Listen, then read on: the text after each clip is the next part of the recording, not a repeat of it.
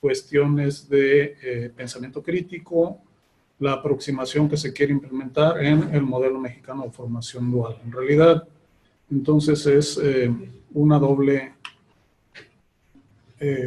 característica la que tiene este módulo. Bien, vamos a empezar. Ustedes pueden ver que el módulo consta de 4 partes: la introducción, una especulación acerca de qué es el pensamiento crítico, luego la exposición de un modelo y en la parte final, pues ya la aplicación de este modelo al manejo y resolución de problemas o resolución de conflictos. Se ha calculado una carga horaria para cubrir este curso de 12 horas. Ustedes pueden ver, son 1.5 horas presenciales, sería más o menos lo que vamos a tardar aquí. Y en autoestudio serían 9.5 horas, en asesoría sería 1 hora, estaré disponible para dar la asesoría que se requiera. El objetivo ustedes lo pueden ver y el objetivo es precisamente que apliquen un modelo que fomenta las habilidades de pensamiento crítico al manejo y solución de conflictos. ¿Con qué finalidad? Con la finalidad de tomar decisiones asertivas que favorezcan la calidad de los programas de formación dual. Esto tiene que ver con la necesidad que se está viendo que surge de precisamente buscar tener ciudadanos del siglo XXI que cumplan con ciertos requisitos. Uno de los requisitos que la UNESCO dice que debe tener el ciudadano del siglo XXI es la capacidad de pensar críticamente y la capacidad de pensar creativamente. ¿Con qué finalidad? Con la finalidad de ser asertivo, con la finalidad de poder trabajar cuestiones de innovación en los ámbitos en que nos toque trabajar. Ahora, una de las cuestiones importantes es que si nos preguntan a nosotros que estamos introduciéndonos al modelo mexicano de formación dual, ¿cómo le hacemos para evaluar el pensamiento? ¿Cómo le hacemos para analizar el pensamiento? Probablemente no tengamos una respuesta asertiva. Sin embargo, se supone que buscamos precisamente que estos muchachos que entren a la educación dual sean muchachos que sepan pensar, que sepan dirigir, que sepan autocorregir su propio pensamiento, entre otras características. Luego, entonces, necesitamos nosotros como operadores, como instructores del modelo dual, tener cierto conocimiento acerca precisamente de cómo hacerle para fomentar las habilidades de pensamiento. Y por eso se aprovecha este módulo para introducir el modelo que queremos desarrollar dentro del modelo de formación dual y a la vez aplicarlo a los problemas que pudieran surgir a la hora de estar trabajando con los muchachos en el modelo dual. Empezaría el módulo haciendo una pregunta que es sencilla de responder. La simple intuición nos puede dar respuestas muy asertivas a la pregunta que ustedes ven en pantalla. ¿Qué se requiere para llegar a ser campeón en algún deporte? Me gustaría escuchar, si veo que está conectado Joel, pues una persona que se apellida Trejo, no sé cuántos estén en realidad, José Carmen. Me gustaría precisamente escuchar alguna retroalimentación. ¿Qué se requiere para llegar a ser campeón en algún deporte? Respuesta número 1, quien quiera ayudarme con la respuesta. Bueno, buenas tardes. Mira, una de ellas es tener mucha disciplina. Ok. Y evidentemente la constancia, ¿no? Bien, meteríamos dentro de la respuesta entonces los dos aspectos, la disciplina, la constancia, pero puede alguien ser muy disciplinado, puede ser muy constante y sin embargo quizá no tenga todos los elementos para llegar a ser campeón. ¿Qué más se requiere? Creo que es también la suma de diversos factores. Otro Ajá. más que podemos agregar sería incluso tener un muy buen entrenador, que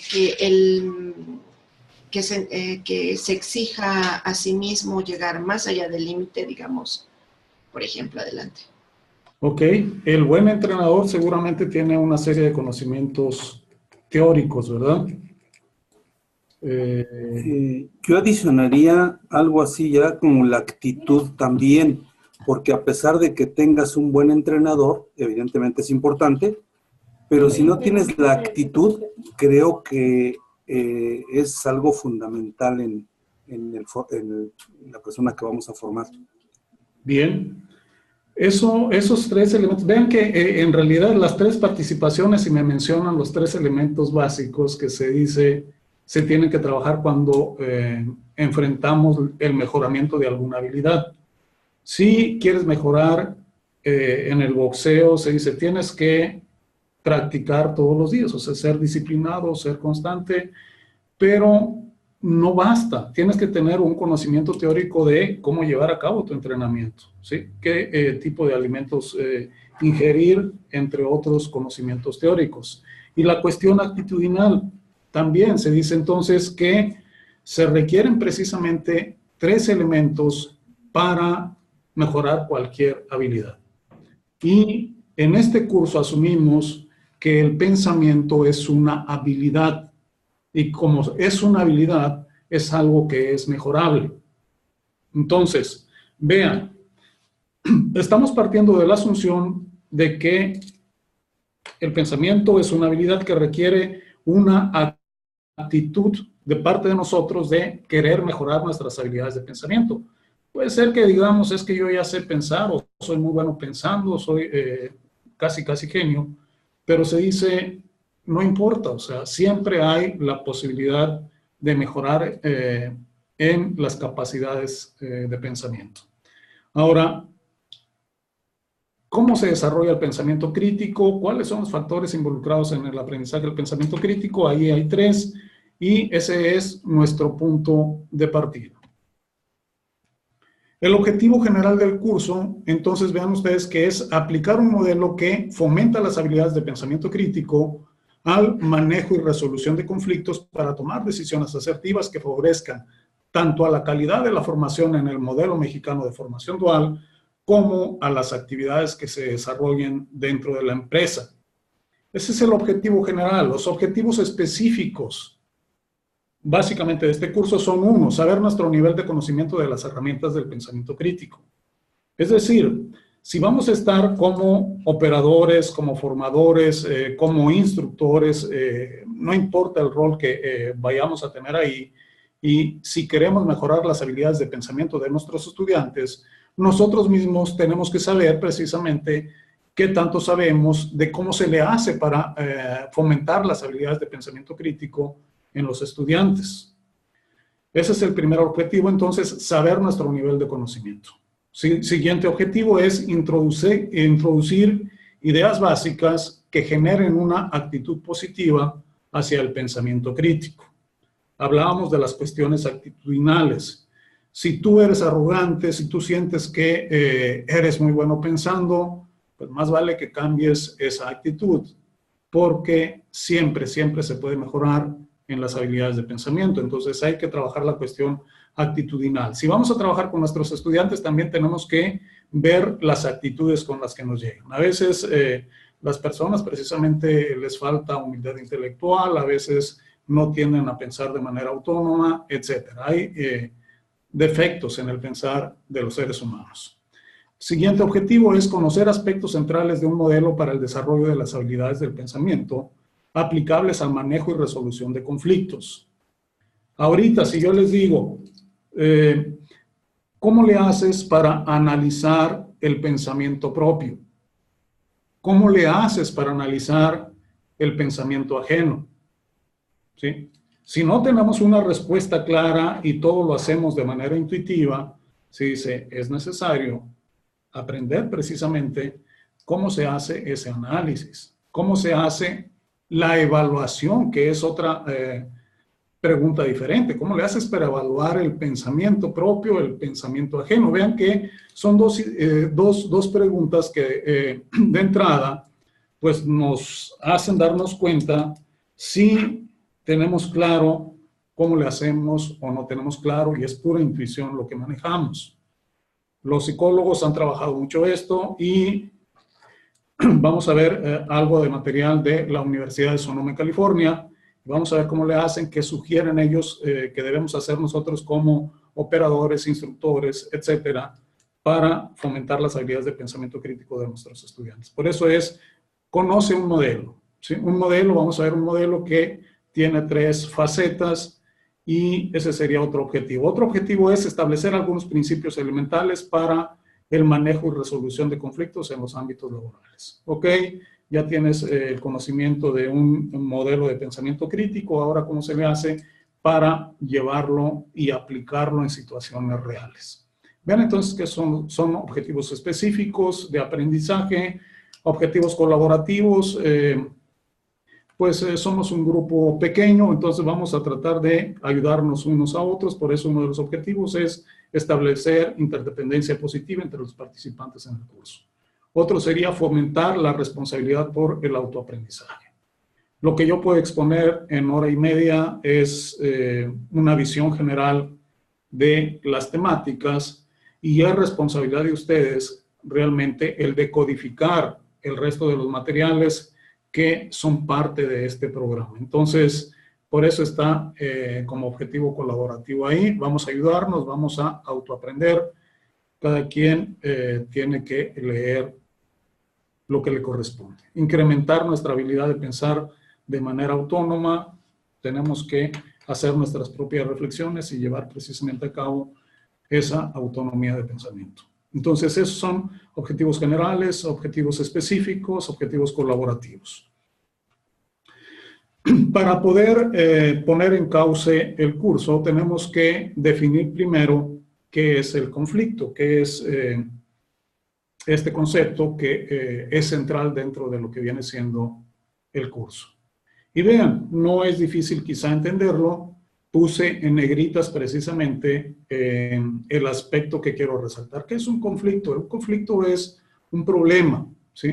O una situación de apuro, desgracia o de difícil salida. Vean, esos son rasgos. Tenemos que aprender a visualizar cuáles son los rasgos semánticos, los rasgos de significado de una definición. Y en este caso, pues están especificados problemas, situación de apuro, desgracia o de difícil salida. Eso es un conflicto. ¿Por qué enfatizo los rasgos semánticos? Porque de alguna manera son los que nos guían a la hora de tratar de resolver problemas. Ahorita vamos a ver cómo es eso. En el punto que están viendo en la pantalla se habla de la necesidad del pensamiento crítico si queremos resolver problemas, si queremos resolver conflictos. Cuando uno hace búsqueda de la lectura, de lecturas que tengan que ver con resolución de conflictos, uno encuentra rasgos como los que ustedes ven en la pantalla.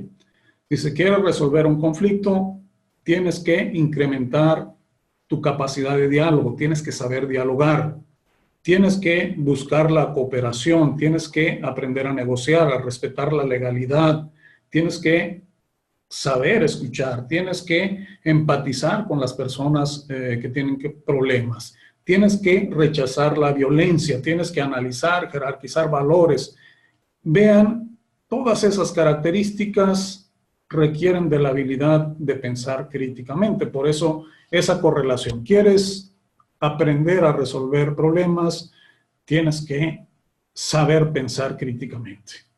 Y entonces, tenemos que entrarle a cómo le hacemos para mejorar nuestra habilidad de pensar. Por eso, vamos a explorar un poquito lo de las habilidades de pensamiento crítico.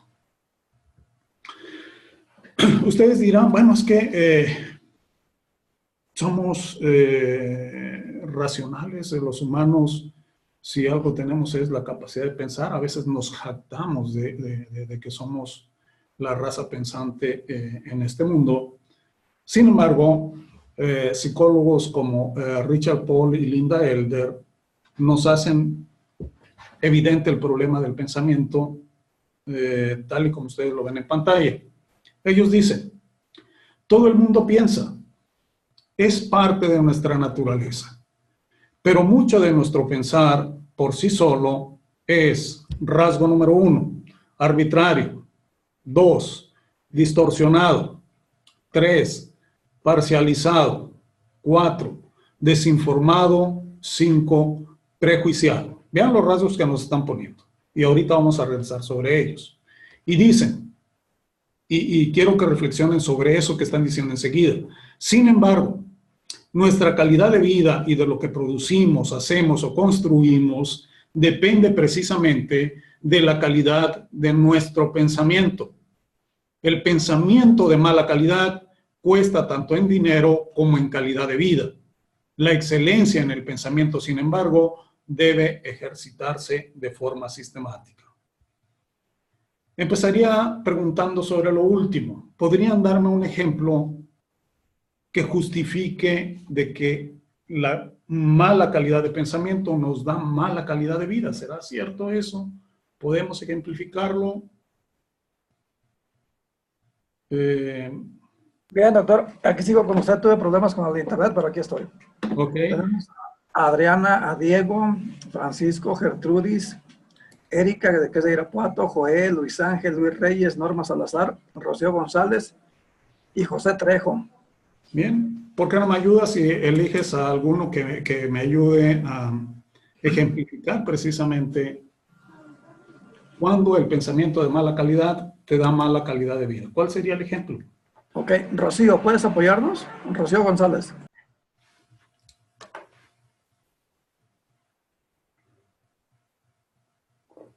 ¿O alguien más que le pueda ayudar?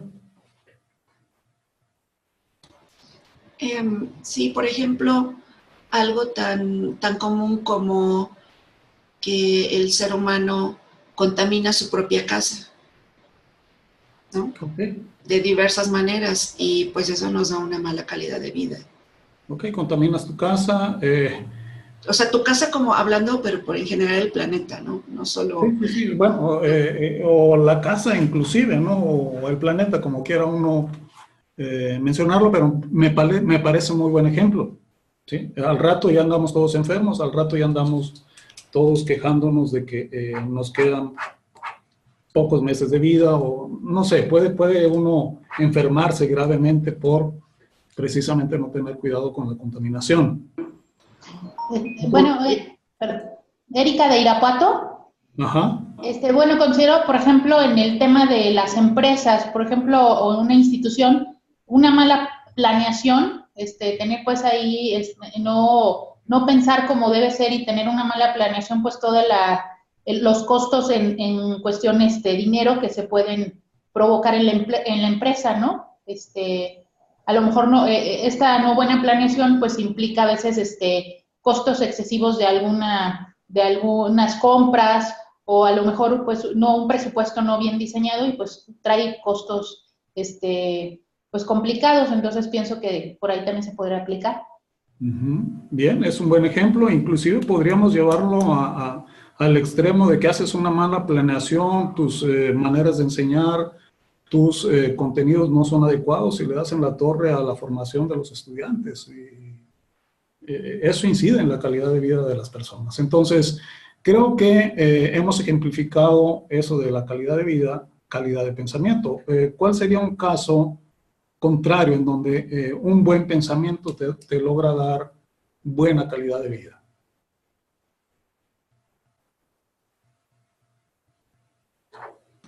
Podría ser el pensar no solamente en mí, sino también en los demás, incluirlos. No sé si acabo de mencionar uno de los puntos que vienen acá a la derecha, precisamente, que es salirte del egocentrismo y ser un poco más receptivo hacia las necesidades de los demás. Sí, ese es un ejemplo de cómo nosotros a través del pensamiento en realidad incidimos en la calidad de vida. Ahora, vamos a darle sentido a lo de arbitrario, distorsionado, parcializado, desinformado, prejuiciado. ¿Qué es lo arbitrario? Tenemos que aprender que esos rasgos, ¿sí?, de significado, pues nos están diciendo algo. ¿Qué es lo arbitrario? ¿Cómo lo definen? ¿Cómo se ejemplifica? Porque en realidad, y quizá me voy a adelantar un poquito, si nosotros queremos que nos quede claro el pensamiento del autor, tenemos que saber hacer 4 cosas. 1, ¿de verdad te quedó claro eso que está diciendo Polly Elder? Tienes que decirme en tus propias palabras, ¿sí?, lo que están diciendo. Es decir, tienes que tener la capacidad de paráfrasis.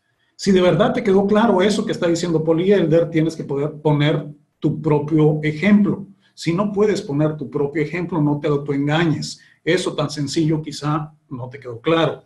Si de verdad te quedó claro, tendrías que poder hacer una analogía. Y si de verdad te quedó claro, tendrías que poder ampliar la información. Esa es una estrategia para clarificar el pensamiento. Es una estrategia para precisamente mejorar nuestra habilidad de pensar. Entonces me estoy adelantando un poquito, pero para que vean ustedes, si yo les pregunto, a ver, ¿de verdad te quedó claro lo que están diciendo Polly Elder? Vean cómo pedí 2 ejemplos y me dieron los ejemplos que pedí, y entonces a mí ya me queda también evidencia de que les está quedando claro lo que estoy intentando transmitirle. Ahora, si yo digo, ¿qué es lo arbitrario? ¿Qué responderían? ¿Cuál sería su ejemplo? Primero es, dime en tus propias palabras, ¿sí?, ¿qué es la arbitrariedad? Puede ser que depende de mi estado de ánimo, cuál va a ser mi, digamos, mi razonamiento, ¿no? Sí, muchas veces la arbitrariedad tiene que ver precisamente con el estado de ánimo que tengo. Estoy enojado, tomo una decisión poco asertiva, ¿sí?, caprichosa, y pudiera ser un buen ejemplo de arbitrariedad, un buen rasgo de arbitrariedad. ¿Cuál sería el ejemplo?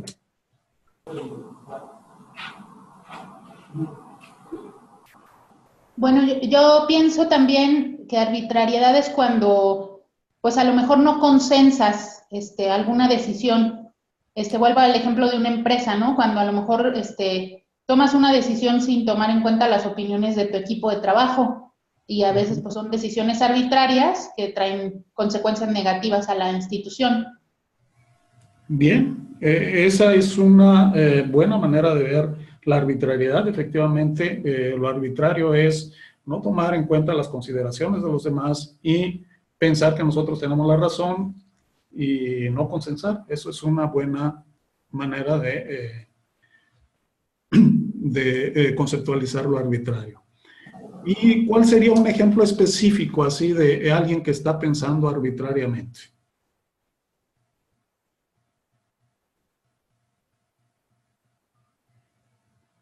Recuerden. ¿Te quedó claro? Joel. Dime tus propias Joel, palabras que, y si te quedó claro, busca un ejemplo en tu mente. ¿Cuándo una persona está actuando de manera arbitraria? ¿Cuándo podemos decir que su pensamiento ha sido arbitrario?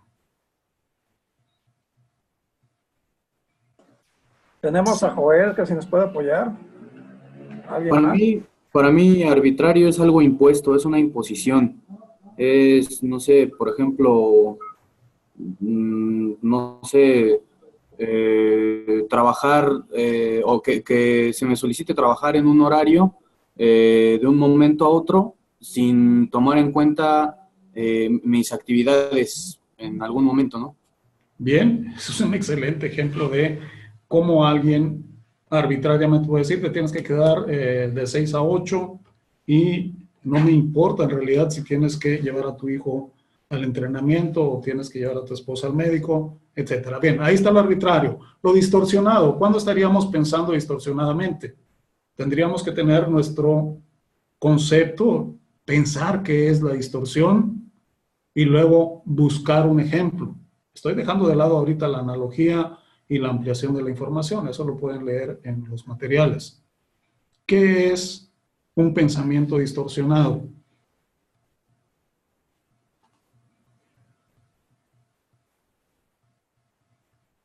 ¿Alguno Pues raro? sería como eso que llaman el teléfono descompuesto, ¿no? O sea, para mí, yo puedo tener una idea acerca de un concepto, pero al momento de transmitirlo, el receptor, la otra parte, está pensando algo completamente distinto. Bien, es un ejemplo de cómo se distorsiona el pensamiento. ¿Algún otro caso específico de distorsión? El pensamiento distorsionado se puede ver afectado muchas veces por el estado de ánimo del receptor. Se nota mucho cuando hay un mensaje de WhatsApp, supongo empresarial, o un mensaje de WhatsApp en equipo. Depende del estado de ánimo que uno esté o que el receptor esté, es como recibe el mensaje. Se distorsiona el pensamiento. Podría ser que bueno, de hecho sí, los estados de ánimo influyen. A veces, si está uno contento, podría distorsionar y hacer toda una celebración de algo que en realidad no es tan importante, ¿verdad? Distorsionar. Lo parcializado, ¿a qué se refiere? Vean, está diciendo están mencionando Paul y Erdel 5 aspectos: arbitrario, distorsionado, parcializado. El nombre lo dice, tiene que ver con el ver nada más una parte del problema, por ejemplo. ¿Cuál sería el ejemplo específico de esto? De alguien que está pensando parcialmente.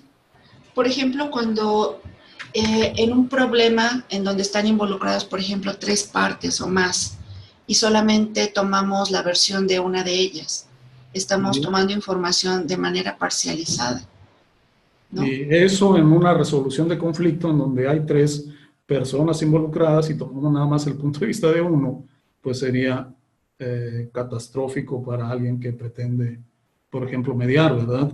Lo desinformado, ¿a qué se refiere? Pues como dicen por ahí, nada más hablar por hablar, ¿no? Claro, a veces opinamos de política y ni siquiera estamos enterados de las cuestiones mínimas sobre lo que estamos discutiendo, ¿no? ¿Y lo prejuiciado? Hablar de una persona negativamente sin conocerla. Ese es un buen ejemplo en donde el nombre de prejuicio precisamente es juzgar antes de, ¿verdad? Entonces, creo que son fáciles de ejemplificar, pero eso no son todos los problemas. Vean que el problema del pensamiento es mucho más amplio. Podemos hacer un proceso de reflexión y darnos cuenta que esos que están del lado derecho, que son aspectos que algunos alumnos han agregado, dice, pues es que también tendemos a ser muy supersticiosos. Y creo que es cierto. Creo que todo el mundo puede pensar en una superstición fácilmente. Quiero escuchar alguna. Por ejemplo, no pasar debajo de una escalera. Claro. Tendemos a generalizar. Todos los hombres son iguales, todas las mujeres son iguales, ¿sí? Todos los del sur son iguales, todos los del centro son iguales, todos los norteños son iguales. Y se dice, esos son defectos de pensamiento. En realidad, son tendencias. Esa es la manera en que tendemos a trabajar con nuestra mente. Tendemos a ser muy egocéntricos, tendemos a buscar el beneficio personal pasando sobre el derecho y las necesidades de los demás. A veces nuestro pensamiento tiene el defecto de ser sociocéntrico, nos dejamos ir por el pensamiento grupal.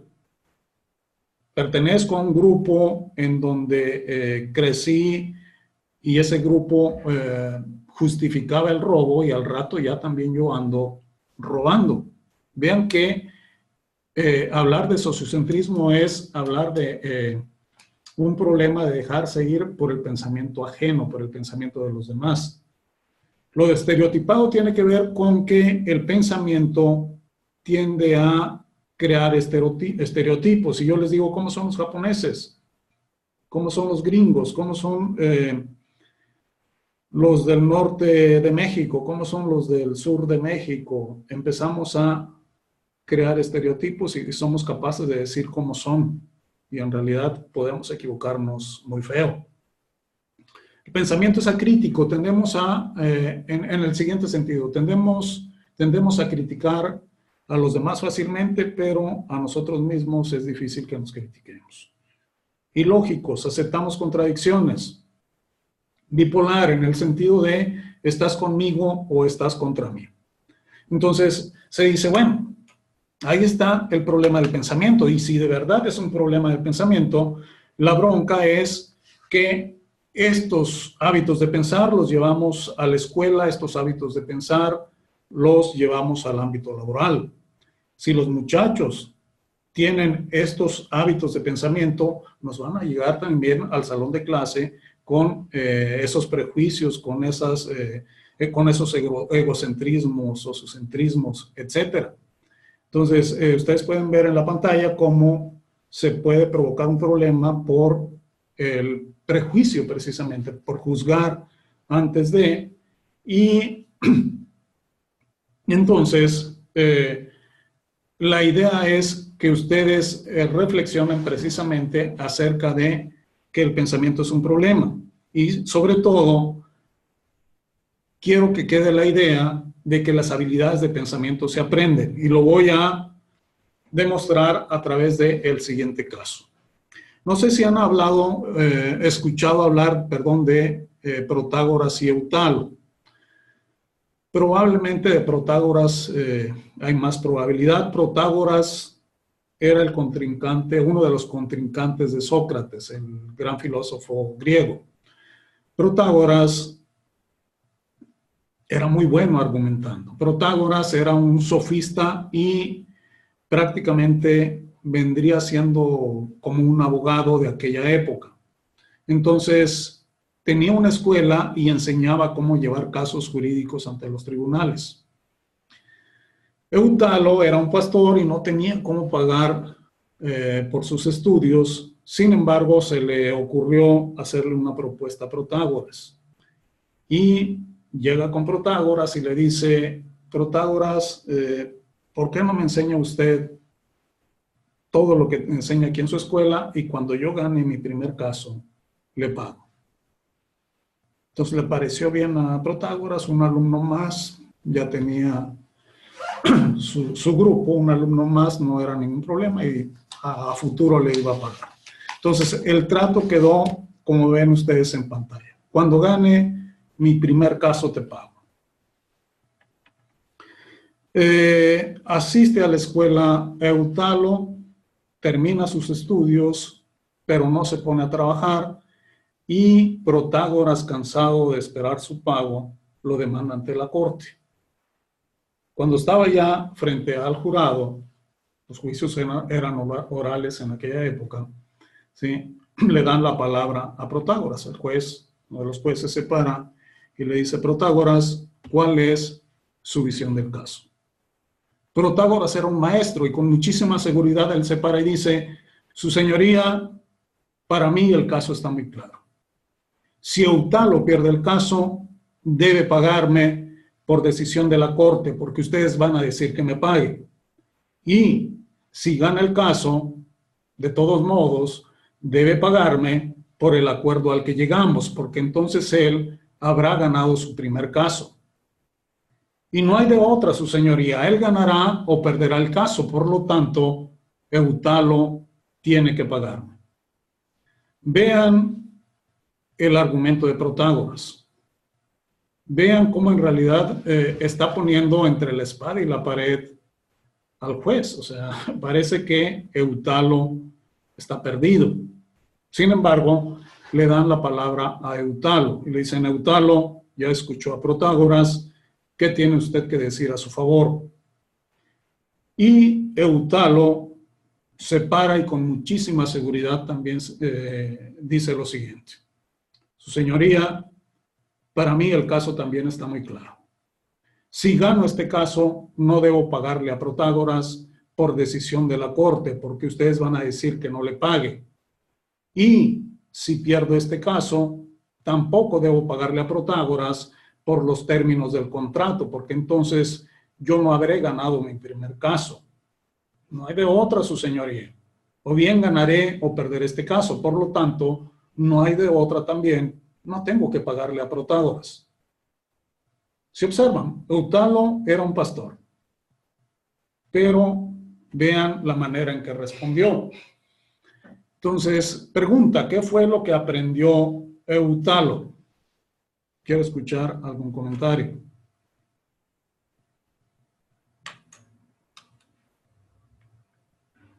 Veo conectado a alguien por ahí que se llama Joel. Adriana. Cualquiera. ¿Qué fue lo que aprendió? Intuitivamente, ¿qué fue lo que aprendió Eutalo? Norma, ¿nos puedes apoyar? Por favor. Estoy analizando un poquito lo que se enredó ahí. Sí, miren, ahí está, o sea, para que lo vean. Sí, aquí lo que nos mencionaba es que Protágoras enseñó a Eutalo con la condición de que cuando él ganara su primer caso iba a pagar. Ajá. Luego en el juicio lo que decían era el hecho de que si ganaba, pues tendría que pagarlo. Sí, o sea, ahí está el argumento de Protágoras. Si yo pierdo el caso, decía Protágoras, Eutalo tiene que pagarme porque, si Eutalo pierde el caso, perdón, debe pagarme por decisión de la corte porque ustedes que son la corte van a decir que me pague. Y si gana el caso, él debe pagarme por el acuerdo al que llegamos, porque entonces él habrá ganado su primer caso. Y no hay de otra, ganará o perderá el caso, por lo tanto, Eutalo tiene que pagarme. Sí.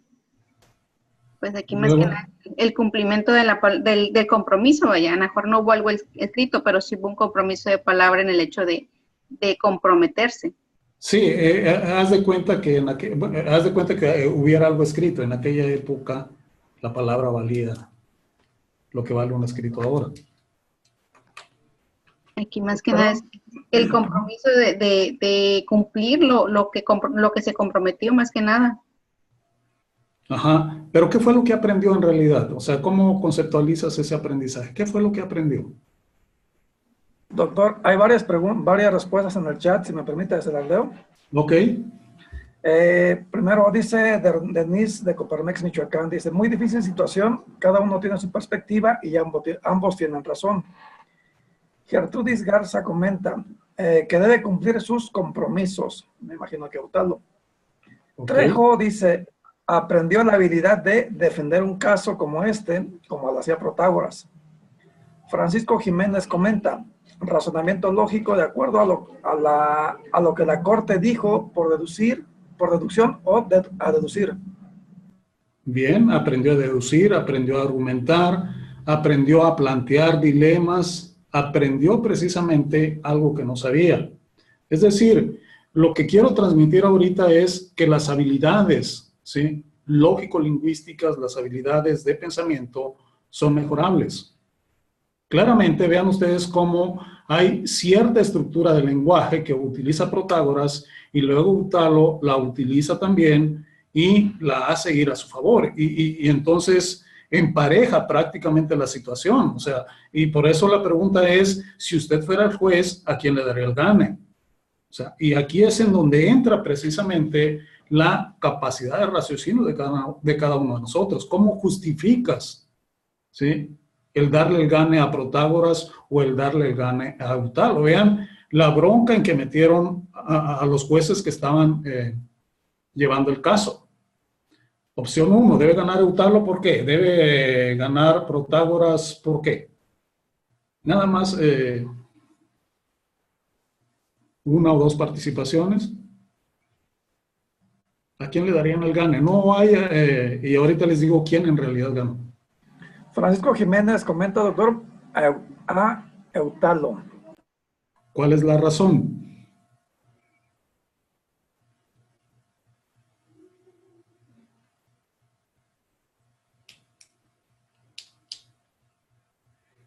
Sí, vean, si decimos, o sea, si fueran jueces tienes que dar una razón. O sea, ¿cuál es la razón que tú darías? Tienes que pensarlo.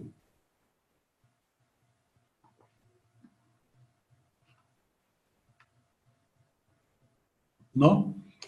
No comenta nada más. Paso a la... No, perdón, acaba de comentar algo. La Corte dijo que si perdía, el caso pagaba. Eutalo, ya que no hubo una evidencia, Eutalo finalmente y que pague. Bien, el que ganó fue Eutalo, no tuvo que pagar absolutamente nada. Y las argumentaciones se pueden encontrar a favor de uno y a favor de otro. Quien argumenta que debe ganar Protágoras, dicen pues es que Protágoras está demostrando a través del aprendizaje que tiene Eutalo que sí hubo un proceso de enseñanza, que Eutalo sí aprendió a argumentar y tiene, no hay de otro. Y otros que dicen que debe ganar Eutalo es que Eutalo tiene razón por los términos del contrato, aunque no tiene mucha claridad. Sin embargo, uno de los antecedentes es que este no era el primer caso y por eso ganó Eutalo. Bien, o sea, había llevado varios casos y nunca había ganado uno. Entonces, realmente no era el primer caso. Sería el primer caso en todo caso que ganaría. Pero históricamente Eutalo fue el que ganó.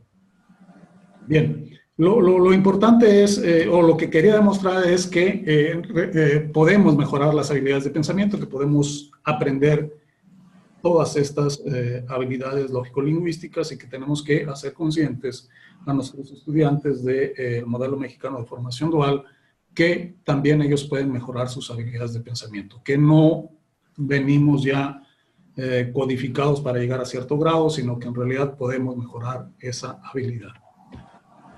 Entonces, aquí hay una pregunta que tiene que hacernos reflexionar a todos los que estamos metidos igual.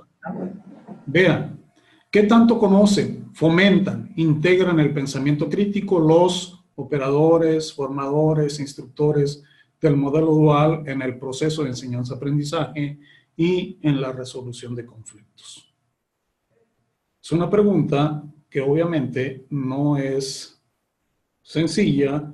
La mayoría hasta ahorita se ha visto que pues no tiene un conocimiento sólido sobre cómo hacerlo. Entonces, ustedes van a encontrar en los materiales un cuestionario diagnóstico sobre pensamiento crítico y pues tratan de responder esa pregunta. Pregunta número 1, ¿qué es el pensamiento crítico? Pregunta número 2, ¿qué es un conflicto? Y vienen varias ahí que se responden a través del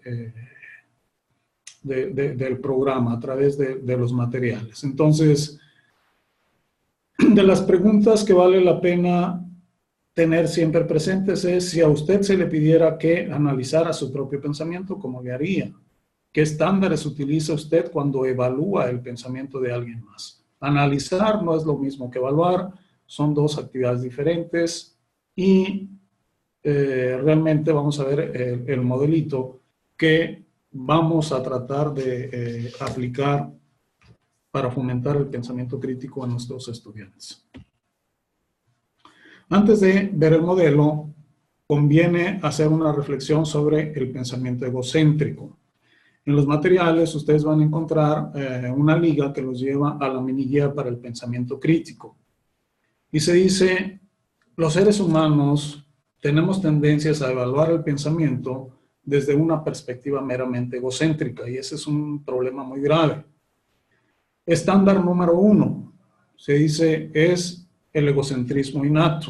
Tendemos a decir cosas como, es cierto porque creo en ello.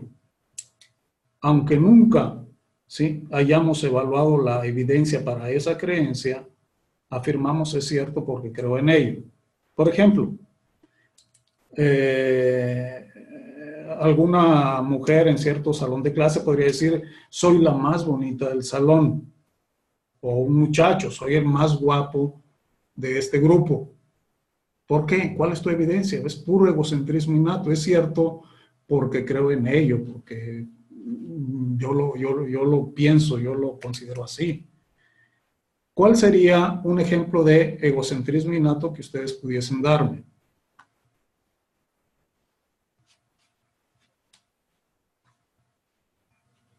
cualquiera. Soy el mejor trabajador de la empresa. Egocentrismo innato, no hay, aunque no haya evidencia, yo lo considero así. Es cierto. Por ejemplo, perdón, a mí me pasa en la institución educativa donde trabajo con algunos alumnos que Ajá. tienen un pensamiento así y que incluso me han retado a maestros diciéndoles que, pues, que no. Tengo, por ejemplo, en específico un alumno que él cree que, pues, que sabe más que el maestro y tengo luego muchos problemas porque no está abierto al aprendizaje. Es decir, vean cómo no estamos hablando de cuestiones poco comunes, en realidad son tendencias del pensamiento. Los seres humanos tendemos a evaluar de esa manera y realmente no utilizamos estándares intelectuales como el de la claridad, como el que mencioné hace ratito. Entonces, ese es un ejemplo, el estudiante que reta al maestro creyendo que sabe más cuando lo está haciendo quizá sin evidencia. Ejemplo en 2, es cierto porque creemos en ello, sociocentrismo innato. Es decir, aquí creo lo que cree el grupo, creo las ideas dominantes dentro de la sociedad en la cual estoy conviviendo, en la cual he crecido. Ejemplo, ¿sí? Me dejo ir por las cuestiones de moda. Todos andan usando Levi's y yo tengo que usar también pantalones Levi's. Todos utilizan cierto corte de pelo y yo también tengo que utilizar ese corte de pelo. ¿Cuál sería otro ejemplo de pensamiento de esa naturaleza, de esa manera de evaluar egocéntricamente? Es cierto porque creemos en ello. ¿Qué es cierto porque creemos en ello? ¿Algún ejemplo? Pues muchas veces cuando, bueno, se da mucho, ¿no? En la sociedad, cuando la gente, no sé, cree mucho en un equipo de fútbol, ¿no? Entonces, eso yo lo he notado mucho en el grupo de trabajo en el que me veo inmerso, que defienden mucho un equipo, por ejemplo. ¿Ok? Es cierto porque creemos en ello. Creemos que Cruz Azul, el América, el Chivas es el mejor equipo y realmente lo creemos y le hacemos caso nulo a la evidencia, ¿verdad? No nos importa mucho cuando en la tabla, no nos ocupa mucho la cuestión histórica y pensamos que son el mejor equipo simplemente porque el grupo está diciendo que lo es. Otro mal ejemplo podría ser los partidos políticos. Sin conocerlos, como que la misma familia o la sociedad te impulsa a como que pensar que ese es el mejor. Sin embargo, no sabemos nada de ello. Ajá, ese es otro buen ejemplo de sociocentrismo. La religión es el ejemplo clásico de este tipo de pensamiento. Nacemos dentro de cierto grupo que es, no sé, cristiano, es católico, y nos volvemos precisamente cristianos o católicos, y es precisamente por ese pensamiento que nos ha ido implantando la sociedad. Entonces, el pensamiento sociocéntrico nos lleva a decir, es cierto porque creemos en ello. ¿Sí? Vean que eso realmente puede darnos problemas serios y tenemos que estar conscientes de que esa es una tendencia universal del ser humano. No es nada más de los mexicanos, es lo mismo con japoneses, es lo mismo con americanos, es lo mismo con rusos. Lo importante es darnos cuenta que estos son aspectos problemáticos del pensamiento. Es una manera incorrecta de evaluar. Es cierto porque quiero creerlo. El cumplimiento de deseos innatos. Aquí un ejemplo sería una mamá diciendo, pues es que mi hijito no pudo ser el que robó, no le hace caso a la evidencia y simplemente son sus deseos. Es que no puede ser que mi hijo se haya convertido en un maleante. ¿Sí? Cumplimiento de deseos innatos. Evalúo la situación diciendo, es cierto porque quiero creerlo. ¿Cuál sería el ejemplo que ustedes pondrían?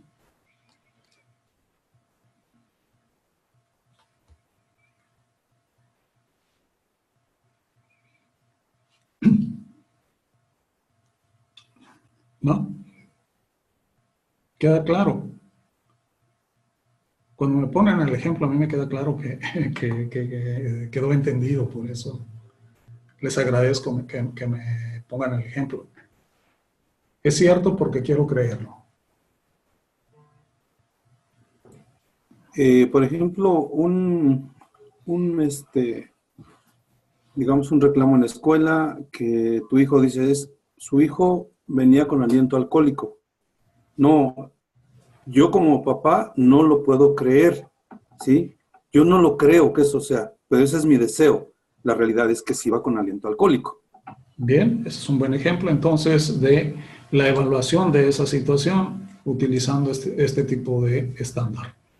Es cierto porque así siempre lo he creído, autovalidación innata. Yo pienso que el hombre es el que tiene que llevar el dinero a la casa y la mujer se tiene que quedar en casa a cuidar los hijos.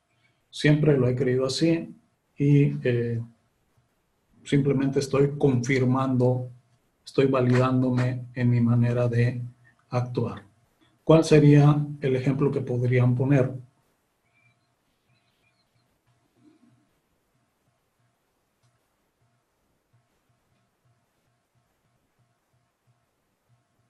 Es cierto porque así siempre lo he creído.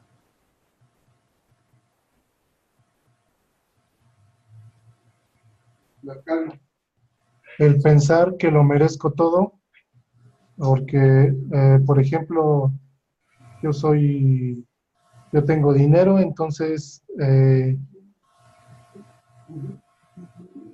yo me merezco todo, ¿no? O sea, mi familia es de dinero, entonces mi familia me ha educado así, entonces yo me merezco todo lo que se podría dar. O el ejemplo de si soy guapo, soy bonita, entonces por esta razón yo me merezco todo.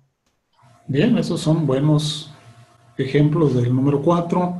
El número 5 es cierto porque me conviene, ¿sí? Porque me conviene creerlo. Se dice, es la manifestación del egoísmo innato. Es cierto porque me conviene creerlo. Me conviene creer que el PRI tiene la mejor propuesta porque si gana, pues voy a tener chamba asegurada durante 6 años. Ese sería un ejemplo. ¿Cuál sería otro ejemplo?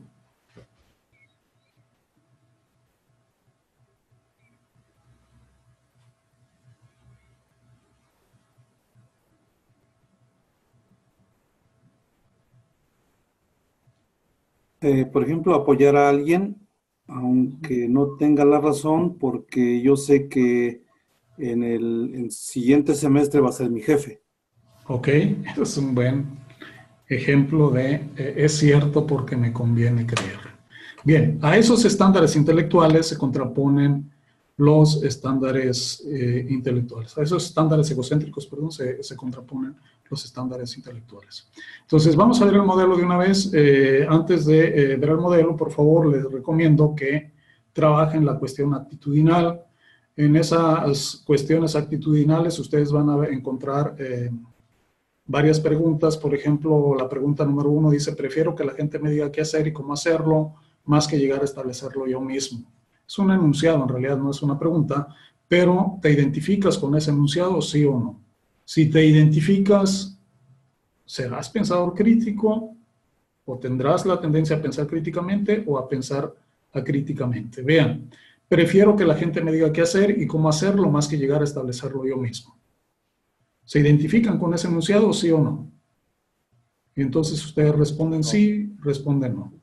Si dicen sí, me identifico con ese enunciado, entonces se dice, no tienes una buena actitud hacia el pensamiento crítico, te dejas, eres conformista intelectualmente, entonces tienes que trabajar en ese conformismo y tienes que superarlo. ¿Sí? Entonces hay que hacer una reflexión sobre nuestras actitudes. Y les recomiendo la lectura de esta parte, es algo sencillo. Me voy a la explicación del modelo porque me parece que es lo más trascendente. Y también aquí no puedo explicar todo, voy a explicar en términos generales el modelo. Vean, se dice, especialista o tú que eres el futuro operador o que eres el operador, que eres el instructor, tienes que manejar al menos un modelo como este para tratar de trabajar las habilidades de pensamiento de tus alumnos.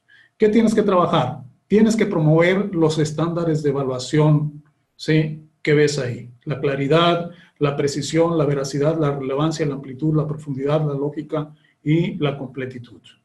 Tienes que trabajar con tus estudiantes los elementos del pensamiento. Propósitos, preguntas, información, inferencias, conceptos, implicaciones, supuestos, puntos de vista. Y tienes que trabajar las características intelectuales. Los seres humanos, por tendencia natural, no tienden a ser humildes, tienden a ser arrogantes. Entonces, por eso se habla de características intelectuales o destrezas intelectuales. Son cosas que se tienen que construir en la mente. Aprender a ser humilde, ¿sí?, se logra a través de el tiempo, a través de la reflexión, a través de los golpes que nos da la vida. Empiezo con la decodificación de los estándares de evaluación. Vean, acabamos de ver estándares de evaluación egocéntricos. Es cierto porque quiero creerlo, es cierto porque me conviene creerlo, entre otros. Ahora se dice no. ¿Quieres evaluar el pensamiento? Utiliza estándares como el de la claridad. Si lees algo, ¿sí?, y quieres asegurarte de que de verdad eso que leíste te quedó claro, tienes que poder hacer las siguientes cuatro operaciones básicas. Si leíste algo, tienes que poder leer y poner en tus propias palabras los principales argumentos, por ejemplo, ¿sí?, la capacidad de paráfrasis, tienes que poder parafrasear. Si de verdad te quedó claro, tienes que poder poner tu propio ejemplo. Si de verdad te quedó claro, tienes que poder hacer una analogía y si de verdad te quedó claro, tienes que poder ampliar la información. Y como ese están los otros estándares que conviene precisamente aprenderlos en detalle, pero definitivamente pues lo único que puedo hacer ahorita es mencionarlos. Hay estándares de evaluación. El de la claridad es uno, y si algo de verdad te quedó claro, tienes entonces que decirlo en las palabras tuyas, ejemplificar, hacer analogía y ampliar la información. Repetido, pero simplemente quiero que quede bien claro esto, que lo internalicen. Voy a hacer un poco más de énfasis en los elementos del pensamiento. Los estándares de evaluación sirven para evaluar el pensamiento. Respondan a la pregunta, ¿cómo le hago para evaluar el pensamiento? Lo evalúo con estándares como los que están ahí. ¿Cómo le hago para analizar el pensamiento? Lo analizo a través de los elementos del pensamiento. Propósitos. Y voy a poner como ejemplo esta clase. Los elementos del pensamiento. Se dice, fíjate cuál es el propósito de la clase. ¿Quieres analizar el pensamiento? Y en este caso, ¿quieres analizar el pensamiento de esta clase? Fíjate cuál es el propósito de la clase. Y ponlo en tus propias palabras. ¿Cuál es el propósito de la clase? ¿Sí? Enseñar un modelo de pensamiento crítico aplicable a cuestiones de resolución de problemas. Ese es el propósito. ¿Cuáles son preguntas esenciales que se han hecho hasta ahorita en este curso? ¿Cuál es el propósito y cuáles son las preguntas esenciales de este curso? Una pregunta, por ejemplo, es ¿qué es el pensamiento crítico? ¿Sí? ¿Cómo se mejoran las habilidades de pensamiento crítico? ¿Sí? ¿Cómo se analiza el pensamiento? ¿Cómo se evalúa el pensamiento? Son algunas de las preguntas que yo he hecho. ¿Sí? Son preguntas que se intentan responder en esta clase. Información. Si quieres mejorar tu habilidad de pensamiento crítico, fíjate de dónde se obtuvo esa información que se está manejando, qué calidad tiene esa información. Y la información que yo estoy manejando, esos tres cuadros que ustedes ven están sacados de la Universidad de Sonoma, California, de una aproximación de Paul Yelder que se hizo desde el 2003, empezó a trabajar en el 2000 y ha seguido trabajándose hasta estos días. Entonces, Ahí está, la información no la inventé yo, la información está ahí y esa información ha sido precisamente transmitida a ustedes ahorita a través de una interpretación, a través de inferencias, a través de argumentación. Entonces, en esta clase, si ustedes me dicen, maestro, ¿cuáles son los principales argumentos de esta clase? Argumento número 1, las habilidades se aprenden. Argumento número 2, la enseñanza de las habilidades de pensamiento crítico tienen que ser explícitas. Esto lo tienes que enseñar explícitamente a tus estudiantes. Argumento número 3, la evaluación del pensamiento tiene que darse con esos estándares de claridad, precisión, veracidad, etc. El análisis se tiene que hacer con los elementos del pensamiento. O sea, en esta clase se ha generado argumentación, se han generado inferencias. En esta clase se están manejando conceptos básicos. Los 24 elementos que ustedes ven ahí son conceptos básicos de esta clase. Y ven que uno puede aplicarlo para un libro, para una clase, para una junta, etc. O sea, los elementos del pensamiento nos sirven para analizar el pensamiento precisamente en cualquier situación en donde se esté dando. ¿Cuáles son las implicaciones y consecuencias de este tipo de pensamiento que yo estoy manejando ahorita? Si ustedes le hacen caso, si ustedes dicen sí, es muy probable que el modelo mexicano de formación dual trabaje precisamente con el desarrollo de las habilidades de pensamiento crítico. Si ustedes dicen no, entonces implicaciones y consecuencias, pues es que el modelo tendrá muchas características, pero esta parte quedaría fuera. ¿Cuáles son los supuestos? Estamos partiendo de varios supuestos en esta clase. Partimos del supuesto de que el pensamiento es una habilidad. Partimos del supuesto de que las habilidades son mejorables. Es decir, siempre hay supuestos en cada una de las clases, en cada uno de los actos de pensamiento que nosotros analizamos. ¿Desde qué punto de vista se está manejando esta clase? Esta clase se está manejando desde el punto de vista de los psicólogos de la Universidad de Sonoma en California, desde el punto de vista de la psicología, desde el punto de vista de la lógica. Y vean, esto nos sirve para inclusive cuestiones al organizar una junta. ¿Sí? Si uno utiliza los elementos del pensamiento y empieza a analizar el pensamiento que va a llevarse a cabo en una reunión, dice uno, bueno, pues ¿cuál es el propósito de la reunión? ¿Cuáles son las preguntas básicas que se intentarán responder en esa reunión a la que estoy convocando? ¿Qué información necesito llevar para que quede claro todo lo que vamos a trabajar? ¿Qué tipo de argumentación es la que voy a sostener? ¿Cuáles son los conceptos claves que se van a manejar en la junta? ¿Qué implicaciones y consecuencias surgen de decir sí o decir no a lo que yo llevo a esa reunión? ¿Qué estoy dando por supuesto? ¿Sí? ¿Desde qué punto de vista estoy abordando la problemática? Si se fijan, esto es aplicable en muchos ámbitos, por eso es importante leer con detalle los materiales. Y las características intelectuales se dice, el pensamiento crítico no puede darse si tú eres una persona arrogante. Por eso se dice, tienes que aprender a ser humilde intelectualmente. ¿Y qué es la humildad intelectual? Es el reconocer que tu conocimiento tiene límites. Puede ser un premio Nobel, puede ser alguien muy destacado en determinada área, pero no tiene caso andarte jactando de que eres el mejor porque en determinado momento pues hay un límite al conocimiento. Un médico que se jacte de ser el mejor médico del mundo no va a poder hacer nada ante una enfermedad terminal. Entonces, ¿para qué andar de jactancioso y arrogante si nuestro conocimiento tiene límites? Tenemos que aprender a ser humildes, pero así como tenemos que aprender a ser humildes, tenemos que aprender a tener autonomía intelectual, integridad intelectual, interés, perseverancia, confianza en la razón, empatía, imparcialidad, etc. Bien, esto es el modelo. Por favor, échenle una leída y creo que van a encontrar ideas muy valiosas para poderlas llevar, para poderlas trabajar en el modelo mexicano de formación dual.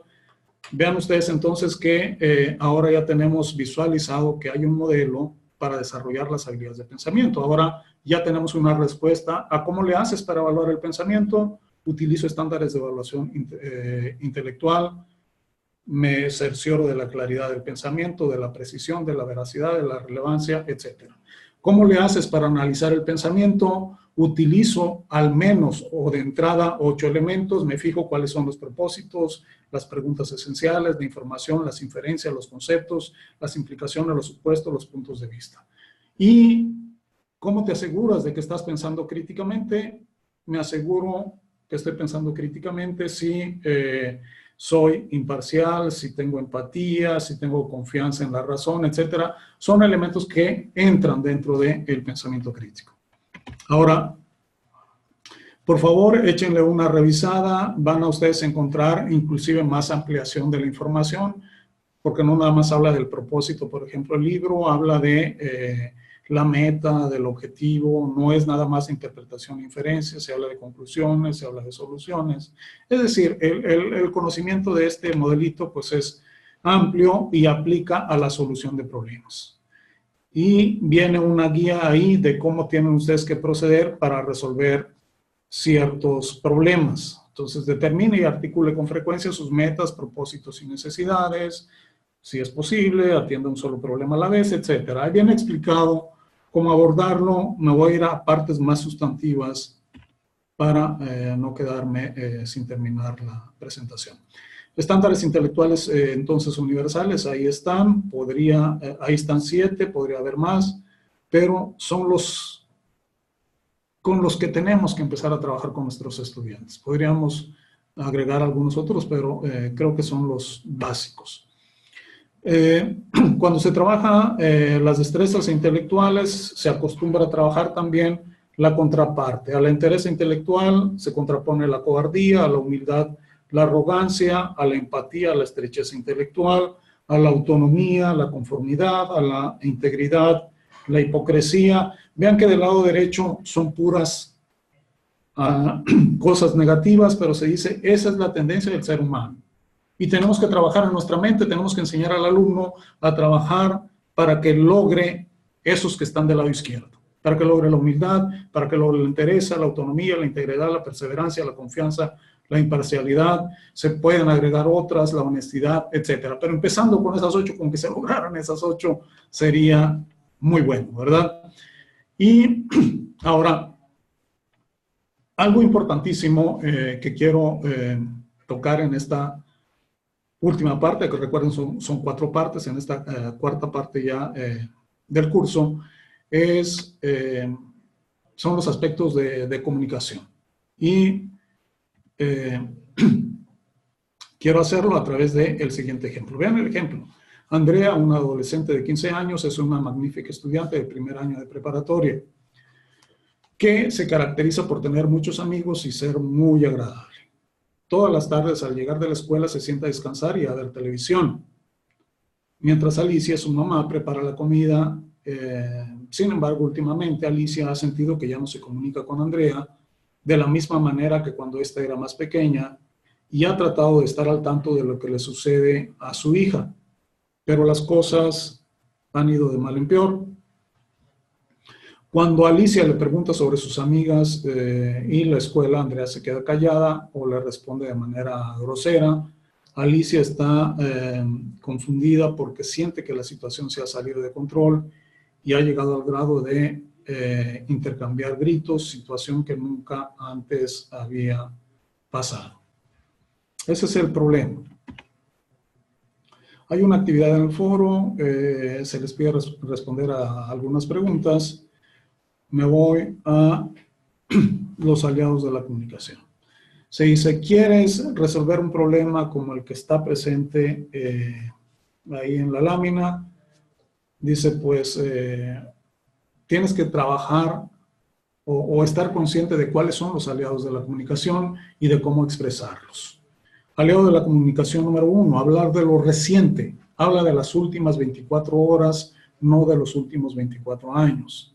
¿Y cómo lo expresas? En cosas, en oraciones sencillas como la que ustedes ven del lado derecho. Hijita, hace rato que te pregunté por tu amiga Claudia, y no me respondiste.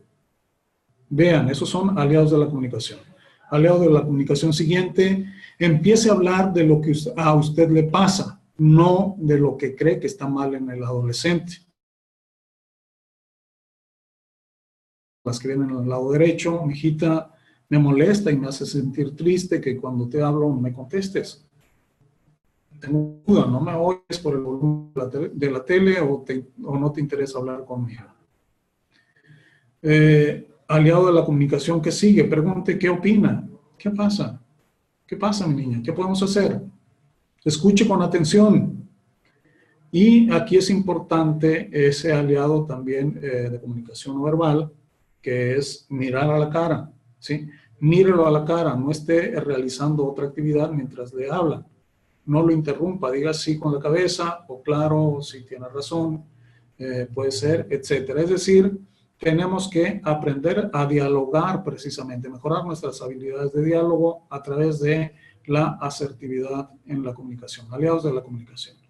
El último aliado que viene en este cuadro dice, trate de comprender al adolescente, lo que dice y cómo se siente.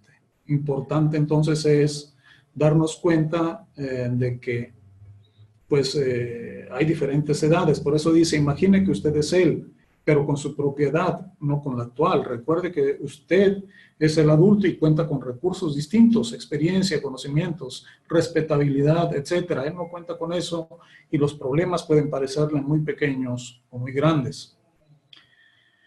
Aliado de la comunicación, importante también es resumir el mensaje del adolescente para que vea que lo comprendió. Bien, mi niña, por lo que te escucho decir, entiendo que te molesta que yo te hable desde la cocina, porque distraigo tu atención del programa, que además, pues ya sé que es tu favorito. Aliado de la comunicación siguiente, sea específico en el comportamiento que espera de él y en lo que usted puede hacer. Bueno, mijita, quedamos en que tú vas a moderar el volumen de la televisión y yo no te interrumpiré a menos que sea necesario. Esperaremos a platicar sobre cómo nos fue en el día hasta que nos sentemos a la mesa a comer. Y trascendente es agradecer. ¿Sí? Agradezca la disposición al diálogo, haga un comentario positivo. Gracias por decírmelo, creo que así podemos estar mejor. Entonces, esos son aliados de la comunicación. Pero así como hay aliados, hay errores de comunicación que tenemos que evitar si queremos resolver conflictos. Generalizar sería uno de los problemas básicos. Tú siempre, ¿sí? Tú nunca. ¿Cómo se manifiestan? Pues tú nunca me ayudas, mijita, siempre estás poniendo atención en otras cosas, nunca me haces caso, etcétera. Vean que son generalizaciones. Por eso dice, tú nunca me ayudas, tú nunca me pones atención, tú siempre me gritas, etcétera. ¿Y cómo evitarlos? Hable de cosas concretas. Mi niña, no es necesario que levantemos la voz. Vamos a hablar bien, evitemos problemas entre ambas, o entre ambos, como corresponda. Bien, segundo error de comunicación, criticar y calificar negativamente a la persona. ¿Sí? Eres una malagradecida, eres un malagradecido, eres una inconsciente, eres un inconsciente. Y entonces, ¿cómo le evitas? Criticando conductas, no personas. Entonces, gritar no ayudará a que nos pongamos de acuerdo. Vean cómo la oración está encaminada a resaltar la conducta. Gritar no ayudará a que nos pongamos de acuerdo. A veces tendemos a gritar también, entonces es un error de comunicación el gritar.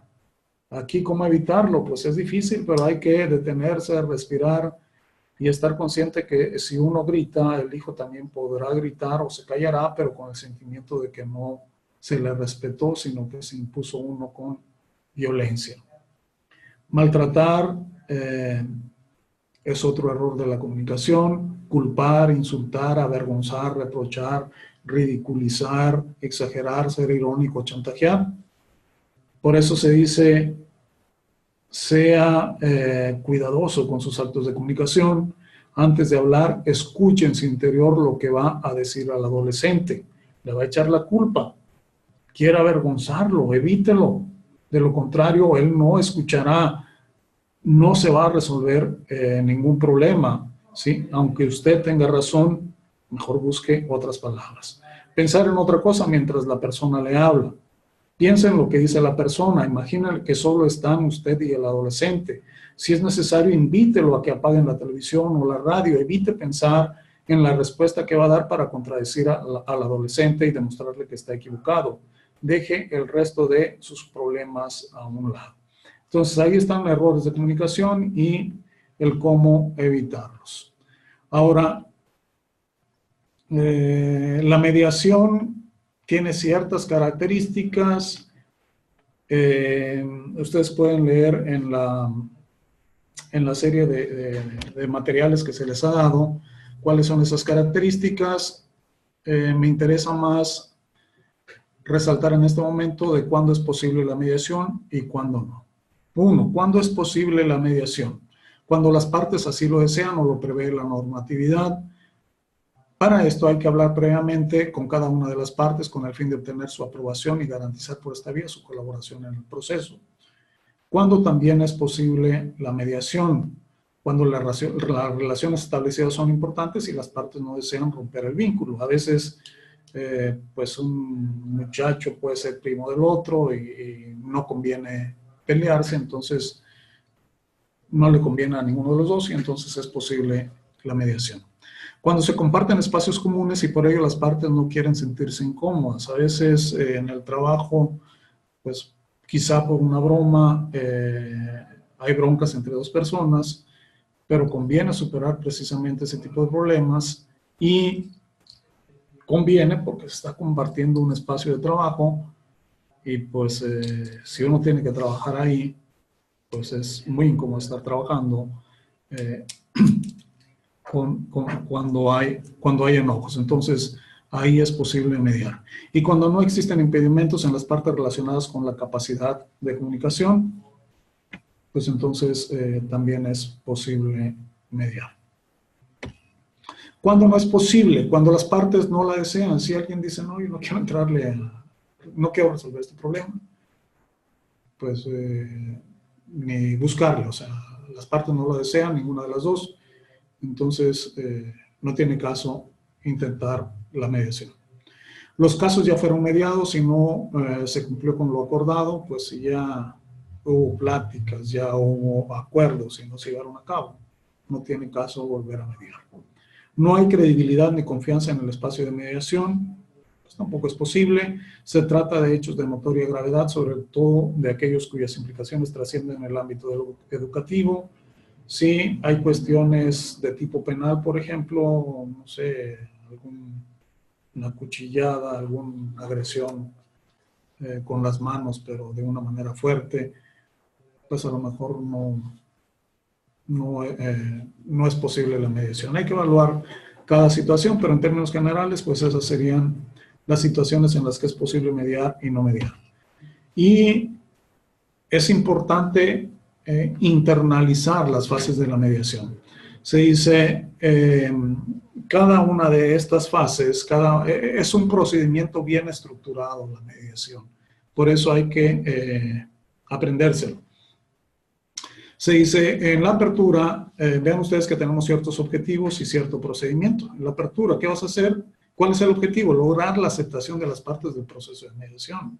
Entonces, ¿qué vas a hacer? Vas a explicar el proceso y las reglas básicas. Vas a discutir con las personas los beneficios de mediar y vas a preguntar a las partes si están dispuestas a intentar resolver el problema. Esa es la apertura. La fase 1, ¿sí? Una vez que ya aceptaron las partes la mediación, pasas a la fase 1, que es definir el problema. Aquí, ¿cuál es el objetivo? Ayudar a las partes a explicar y definir el problema tal y como lo perciben. Y vean qué es lo que se hace. Se presentan las reglas básicas y se obtiene la aceptación de las partes. Se indica que en esta fase las partes se deben dirigir solo a los mediadores. se pregunta a cada uno qué es lo que ocurrió y se repite. Vean que esto es sencillo, pues, o sea, agarras y primero uno y dime lo que pasó y te vas a dirigir nada más a mí. Luego el otro, dime lo que pasó y te vas a dirigir a mí. Y que cada vez que termina uno, dices que estás enojado porque fulanito de tal te hizo una broma y ahora todo el mundo se anda riendo de ti. ¿Sí? Le repites lo que te dijo. Y al otro, tú dices que le hiciste la broma que él te había agredido en una situación anterior. Y repites esa información. Luego preguntas cómo le ha afectado el problema, ¿sí? Y repites, clarificas algunos puntos, resumes las preocupaciones. Eso es la definición del problema. Después de la fase 1 está la fase de aclaración del problema y aquí el objetivo es ayudar a que cada una de las partes entienda mejor a la otra. Procedimiento, pedir que hablen entre ellos. Aquí ya vean cómo se supera el tenerlos aparte. Ahora aquí es, ¿sí? Entrecrucen ideas. Hacer que cada persona repita lo expresado por la otra. ¿Por qué es esto? Porque tiene uno que asegurarse que la persona que está recibiendo la información está captando la información tal y como es. Entonces, por eso también la pregunta, ¿tuvo cada una de las partes una experiencia similar a la que el otro está describiendo? Y se cierra esta fase reconociendo el esfuerzo de ambas partes. Muchachos, están haciendo un gran trabajo, les agradezco mucho, creo que el problema ya está bien aclarado. Y pasamos a la fase 3, proponer y acordar soluciones, ayudar a las partes a que encuentren soluciones. Y aquí, en primer lugar, le pides que cada una de las partes exponga una solución razonable. Juan, tú eres el que sufrió la broma.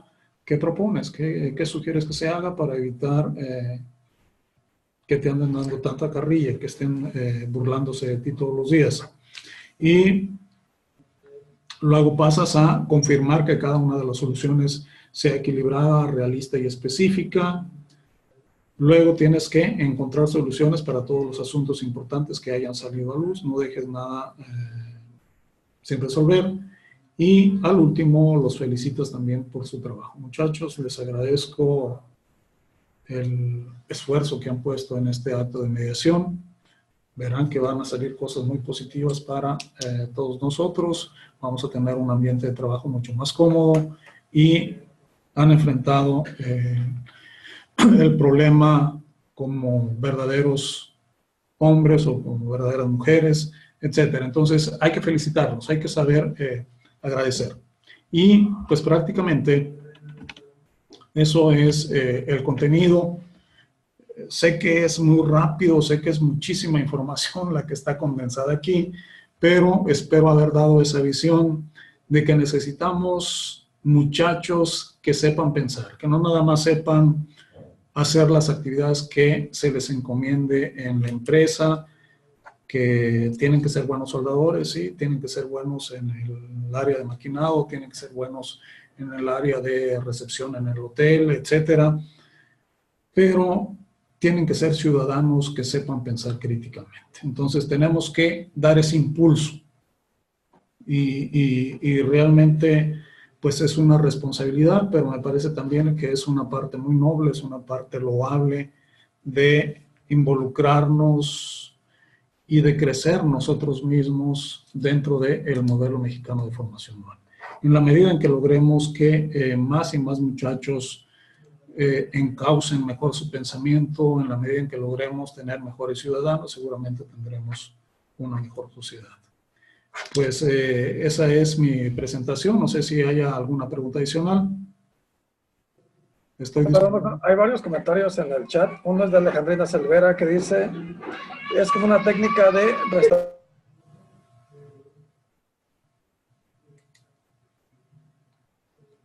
Gertrudis comenta, es una técnica muy exitosa para aplicarse en el ámbito laboral, familiar y social. Claro, o sea, esto no nada más aplica en el ámbito escolar, con nuestros niños, con nuestros, pues no sé qué es lo que tengan ahorita, si ya tienen hijos o si están muy jovencitos y están estudiando todavía, pero Podemos aplicarlo, por ejemplo, con los hijos a la hora de revisar las tareas. A ver, mijito, ¿te quedó claro? A ver, dímelo tus propias palabras. A ver, dame el ejemplo. Hablando del estándar de claridad, ¿no? Y hazme una analogía. Y no me metí en esto de hacer analogías porque es un poquito amplio, pero si ustedes leen los materiales, seguramente le van a dar mucho sentido a esto y se van a dar cuenta que es aplicable en todos los ámbitos de la vida. Sobre todo, es aplicable en nosotros mismos, porque leer estos materiales nos va haciendo ver cómo pensamos, cómo ha sido nuestra vida como pensadores, y nos descubrimos a veces como pensadores iniciantes, como pensadores que no han logrado ir más allá de un pensamiento medio. O sea, necesitamos mejorar a veces nuestras habilidades de pensamiento. Entonces, éntrenle con muchas ganas. Yo siento que aquí hay un germen para nuestros estudiantes y para nosotros mismos. Hay un comentario más, doctor. Dice, Eduardo de Halbeck dice, hay que tomar en cuenta que cada alumno tiene un entorno particular, su familia, amigos, escuela, etcétera. Sí, siempre. O sea, los contextos nos restringen tanto para la enseñanza como para la resolución de conflictos. Tenemos que analizar muy bien los contextos. De acuerdo. Muy buena observación. ¿Algo más? No, no hay ninguna pregunta más. Doctor, ¿es todo? Pues les agradezco la disposición. Espero que haya sido de su agrado, que haya sido interesante la sesión, y estoy disponible para las preguntas que ustedes quieran, para asesorías que ustedes quieran sobre los materiales, y pues a echarle ganas en esta encomienda que tenemos con el modelo mexicano de formación dual. Tenemos que ser buenos operadores, buenos instructores, tenemos que demostrar que los mexicanos podemos ser muy buenos en las diversas áreas en que nos toque trabajar. Gracias. Muchas gracias, doctor. Hay un último comentario de Daniel Coparmex, Michoacán, donde dice, muy buena clase, muchas gracias. Muchas gracias. Bien, pues si no hay preguntas, si no hay nada más, les agradecemos su disposición. El lunes es día feriado, no hay actividad. Estaremos retomando el curso el día martes con el módulo 7 y lo cerraremos el día miércoles con el módulo del SAED. Excelente tarde a todos y buen fin de semana de puente. Nos escuchamos el día martes. Hasta luego. Gracias, doctor. Gracias, hasta luego. Bye.